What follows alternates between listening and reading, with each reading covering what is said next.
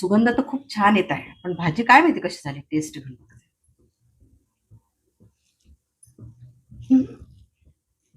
आंबट झाली. यातनं थोडी साखर घालते.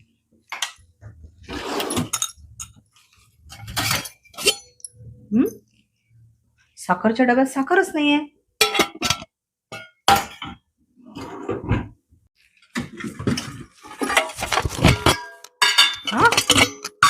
यात सुद्धा साखर नाहीये. सासूबाईंनी साखर काय माहिती कुठे ठेवली तर विचारून येते. सासूबाई, तुम्ही साखरचा डबा कुठे ठेवला? मला काय माहित साखरचा डबा कुठे आहे. मी का सोबत घेऊन फिरते काय? बरं असू द्या, मी पुन्हा घरात शोधते. मीच कुठेतरी ठेवला असेल, बघते.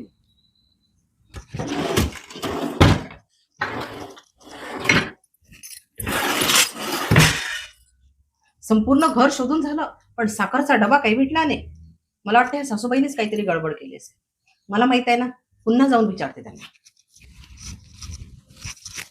सासूबाई, संपूर्ण घर शोधून झालं, पण मला साखरचा डबा काही भेटला नाही. तुम्हाला माहित आहे का? तुम्ही काय लपवताय? काय नाही ग, जा तुझं तुझं काम कर. मला दाखवा तुम्ही काय काय लपवताय. नाही ग, तुझं काम कर जा. हो, बघू मला. नाही म्हटलं ना. साखरचा डबा. मग तुला काय वाटतं तुझ्या त्याच्यात साखर टाकतं? साखर किती महाग झालेली आहे, जरासा विचार करत जाणं. म्हणून तुम्ही साखर लपवणार? हो.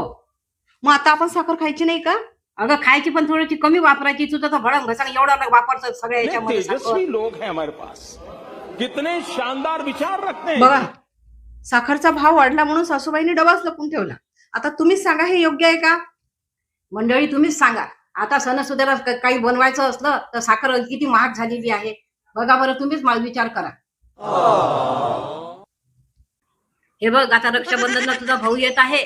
त्यांना मला 10 किलो साखर घेऊन या, नाहीतर त्याच्याशिवाय घरामध्ये एंट्री मिळणार नाही. पैसे वगैरे अजिबात नाही पाहिजे, फक्त साखर घेऊन या मला 10 किलो. माझ्या भावाला साखर सांगा म्हणता? तुमचा इथं भाऊ येणार आहे रक्षाबंधनला, तर तुम्ही साखर सांगा. त्याला का संसार नाही आहे, मुलं बाळ आहेत, कशाला आणि तो एवढी महागाची साखर. अशी त्याला डायबिटीस आहे आणि मला पण डायबिटीस. नाही आणली साखर तरी चालते.